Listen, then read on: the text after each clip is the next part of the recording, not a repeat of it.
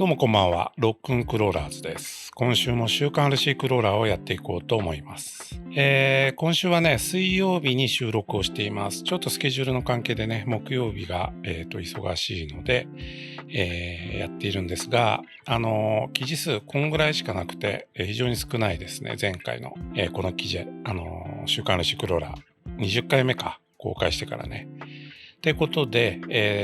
10分以内に収めようと思うのでお付き合いいただければと思います。まずはですね、アクスルネタですね。高級って書いてありますけれども、デュラックスファブっていうですね、以前ですね、サスペンションとかの紹介をしたことがあるブランドです。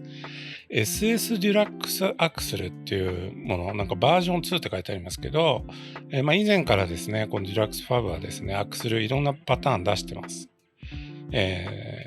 結構高いんですけれども、魅力的なので紹介しました。大体 LCG 組むときってエレメントとかアクシャルとかね、その辺の、キットとか RTR に付属しているアクスルを、流用するってことが多いと思うんですけれども、こういうね、社外品のアクスル、コンペティショナルなね、ことを意識した設計のアクスルっていうのはね、やっぱ魅力的ですよね。でデュラックスファブっていうのはね、こういうトランスミッションなんかもね、作ったりしています。これなんですけれども、いろんなね、オプションを追加することでですね、こういう真鍮製のですね、重しを乗せたりとか、いろいろできるんですが、こんな感じのスペックになってて、フルオプションで$445ですね。フロントだけで、日本円で6万円超えるアクセルです。で、リアもあります、もちろん。4WS したい場合はこれが2本必要ですね。リア込みで、リアだとね、$169.99なんで、前後、フロントとリアね、別々にすると、だいたい8万円ぐらいで買えるんじゃないかなっていう計算ですね。結構高いですけどね。アメリカではね、これ使ってる人最近増えてきてるみたいで、ちょっとね、注目しています。そしてね、アキシャルの新製品が登場しました。久々ですね、アキシャルの、製品ね。SGX24 ですね。24分の1スケールのダッチパワーワゴン。こんな感じの製品が出ました。これかっこいいと思いますね、僕。スモールスケールってやっぱり TRX4M が出てから、ぶっちゃけ24分の1の SGX24 って、ちょっと、人気が落ちた感を僕は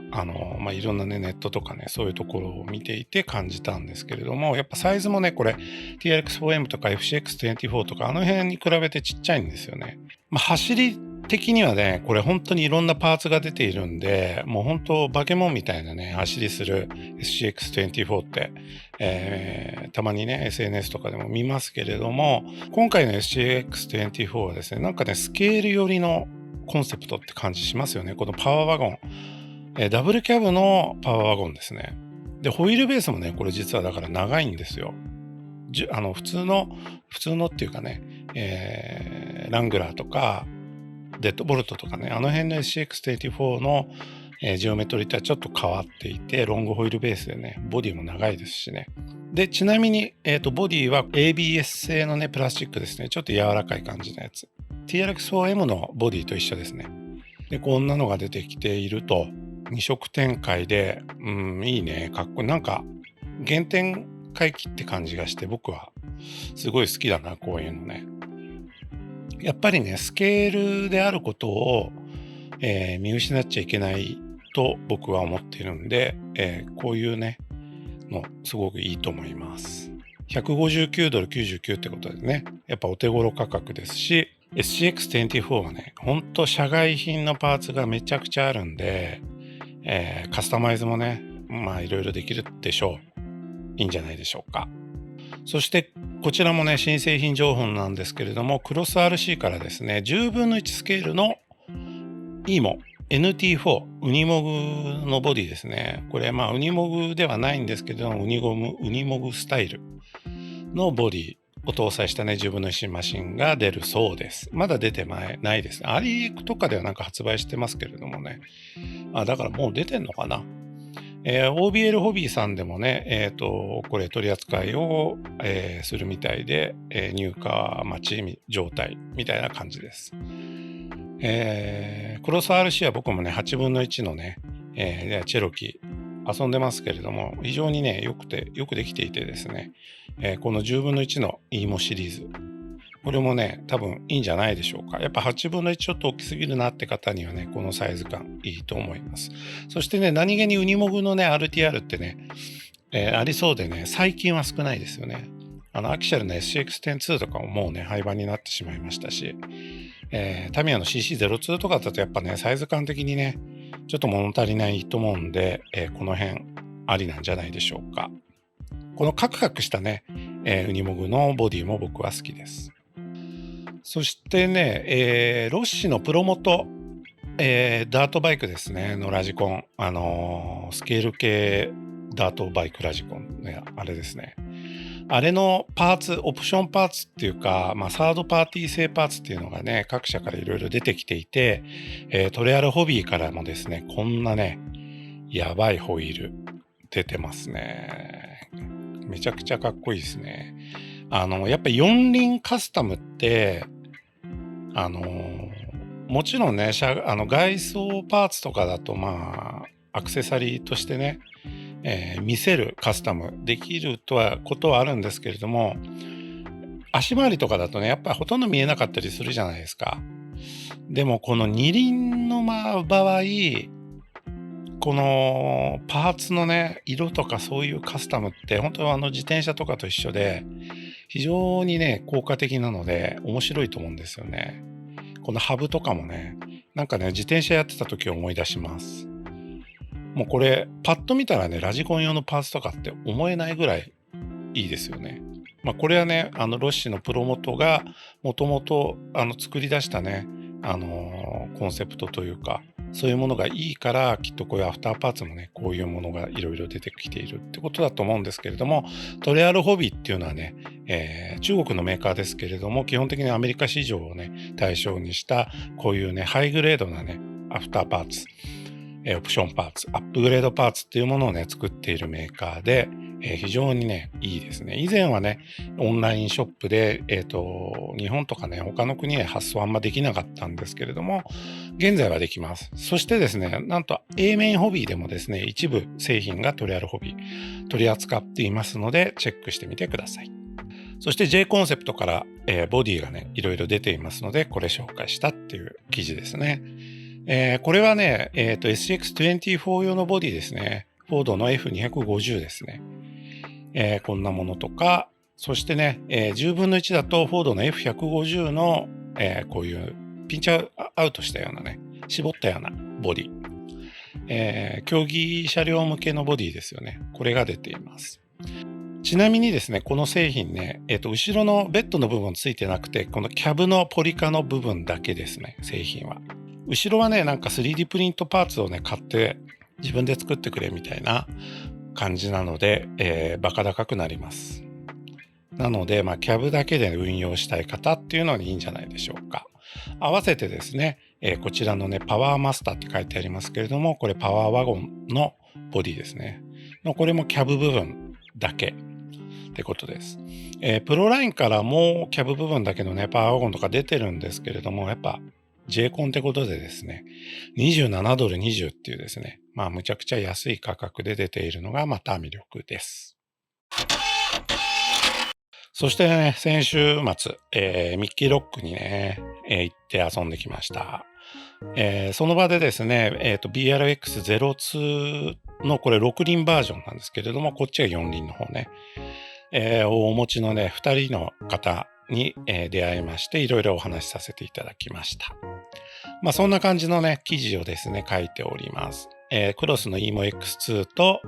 FMS のね、FJ40 か。これをですね、走らせて、レビュー用にですね、動画を撮ったり、ちょろっとですね、耐久テストというか、クローリングのね、検証なんかもして、遊んできました。帰りにですね、なんとですね、また別の方にお会いしてですね、この EMO X2 が2台並ぶというですね、奇跡の、巡り合わせにも、感謝した一日でした。やっぱり喋ってるとなんか長くなりそうですね。きっと10分じゃこれ終わんないな。次の記事はこれですね。MIP のターンバックルレンチジェネレーション2。この工具がね、なんか新しく出た、バージョンアップしたってことで、ちょっと紹介しました。高級ツールメーカーですよね、ラジコンのね。アメリカの。ここがこんなね、ターンバックルレンチってものをこれ出したんですよ。しかもこれ 5.50 ミリってことで、ちょっと僕的にはですね、ターンバックルを調整するために使う工具としてではなくて、単純にね、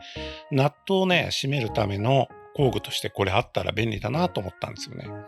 十字レンチって、だいたい RTR とかキットを買うとついてくるじゃないですか。で、こういうところはまあいいんですけれども、なんかギアボの裏とかね、そういうとこにナットとかね、こういうロックナット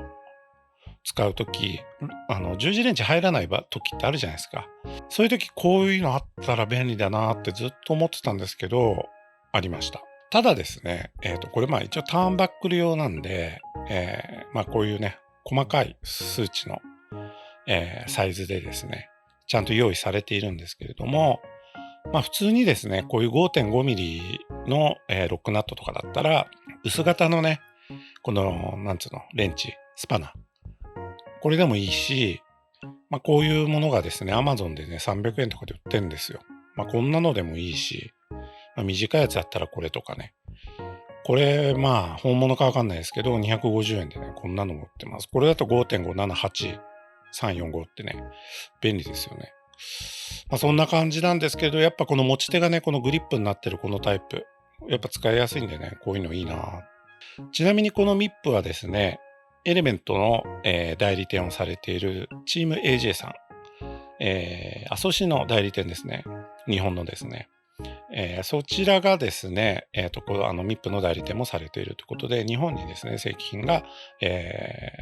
そんなにですね、頻繁ではないみたいですけれども、入ってきているようですので、チェックしてみてください。そしてバンキッシュのね、こんなね、デュアルステージフォームの紹介をちょっとしました。新製品ですね。黄色いのがね、なんかいいですよね。デュアルステージフォームっていうとですね、結構ね、ちゃんとクローリングする場合には必須のパーツとも言われていますが、僕実は持ってないんですよね。ちゃんとしたやつはね。社外品の、インナーフォーム。パーツだけで売ってる、デュアルステージフォームって、実は買ったことないんです。デュアルステージフォームっていうのはこうね、中と外で硬さが簡単に言えば違うので、このね、サイドウォール、この辺を使ってね、登るようなシーンの時には硬くてね、タイヤが潰れてね、グリップしなくなるってことを防ぐ。そして外はね、このスポンジが柔らかいので、このね、グリップというか、ブロックパターンをね、ちゃんとね、効果的に、ちょっと凹むような感じでね、潰れるような感じでブロックパターンがね、ちゃんと効いてくれるという、そういう、コンセプトの製品ですね。バンキッシュから今回出たんですけれども、もちろんね、プロラインの、これ定番のですね、デュアルステージフォームですね。そしてこれね、クローラーイノベーションっていうね、メーカー、これね、ほんといろんなね、インナーフォーム出してるんですよ。こんなところのデュアルステージとかもあるし、これなんだっけ？これはあれだ、アリエクで売ってるやつだね。プロラインのデュアルステージっぽいけれど、色も赤とかあったりとかしてね、4つで2000円弱なんで安いです。性能はわかんないです。そしてね、クラブ5レーシングからはこんなね、ちょっと硬めのね、スポンジのところにね、この真鍮のね、重りが埋め込まれていて、外は柔らかいっていうですね。荷重アイテムとしても使える、一石二鳥のね、なんか良さげなものも出てたりして、いろいろあります。いつかね、デュアルステージフォーム導入してみたいと思います。そしてですね、バイクラジコン2個目なんですけれども、これね、スカイ RC っていうですね、中国のパーツとか、あとなんかバッテリーとかね、ESC とかモーターとか出しているメーカーから出ている4分の1スケールのね、SR5 っていう、ダートバイクラジコンです。これロッシのプロモトと4分の1ってことでね、同じです。サイズはね。スペックを見ても大体ほぼほぼ一緒ですね、サイズ感的には。ただね、これね、YouTube で見ると7年ぐらい前にね、なんかこれで遊んでる動画とかも見られるんで、結構前の製品なんでしょうね。ってことで、もちろんね、プロモトみたいな、あそこまでなんかね、超こだわりまくった製品ではないんですが、チェーンドライブ駆動でですね、いい感じのダートバイクですよね。これがですね、アリエクで、5万円、6万円弱だったかな。5万5千円か。で売ってるんですよ。ってことで、プロモト高えな、でもダートバイクやってみたいなって場合には、ありといえばありなんですが、やっぱり今買うならロッシのプロモトでしょうね。そして今週最後の、記事はこちらです。プロラインのですね、新しいタイヤですね。1.9 インチ、10分の1スケール用の、タイヤ、リリースされました。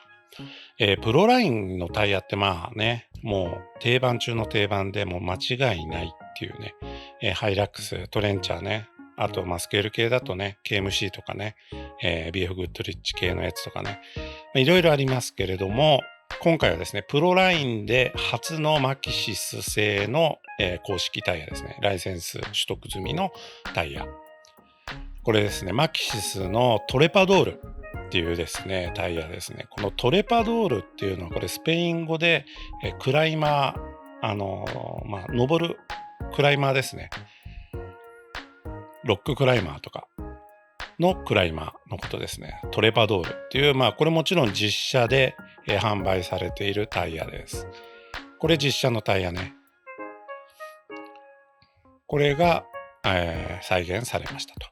ブロックパターン見るとね、トレンチャーとかハイラックスみたいになんかこう、とにかくね、スケール系、実車感は置いといて、とにかく登るためのブロックパターンっていうのではなくて、やっぱりね、正規ライセンスタイヤっていうのもあるので、パターンはね、こんな感じで割と普通ですね。ただし、これやっぱね、タイトル的にね、マキシスのトレパドール、クライマーっていうですね、タイトルがついてるぐらいなんで、結構期待できんじゃないかなと思うとともにですね、これなんと直径が 124mm あるんですね。だいたいですね、4.75 インチ、120ミリぐらいのタイヤっていうのが、いわゆる台形タイヤですよね。1.9 インチの10分の1用でね。LCG のね、レギュレーションとかでもその辺のサイズのね、規定があるので、4.75 インチっていうのは結構一般的なんですが、今回 4.9 インチってことで、124ミリぐらいとね、4ミリではあるんですが、サイズがね、直径が長くなってます。でかくなってます。これはね、ちょっといいですね。幅も44ミリってことでですね、ワイルドで、でっかくてですね、非常にスケール感もあっていいタイヤなんじゃないでしょうか。プロラインのね、こういう説明欄見るとですね、やはりですね、クライミング系の性能も、期待できるような感じがします。潜在写真もですね、このね、クリフハンガーボディ、キャブだけのクリフハンガーボディでですね、これシャーシはこれ SCX10 Pro ですよね。これがついている潜在写真ってことでですね、これ結構アグレッシブなですね、戦闘型タイヤなんじゃないかなって僕的には思いました。プロラインタイヤね、トレンチャー、ハイラックス、もういいよって思ってる方、次これ言ってもいいんじゃないかな。J コンもいいけどね、やっぱプロラインいいんじゃないかな。ってことで、今週はこんな感じでしょうか。またね、来週お届けします。いろいろですね、ちょっと異例の事情でですね、バタバタしておりまして、忙しくしてます。またね、来週ね、木曜日に公開できるかちょっとわからないんですけれども、気長に待っていただければと思いますので、よろしくお願いいたします。それではさようなら。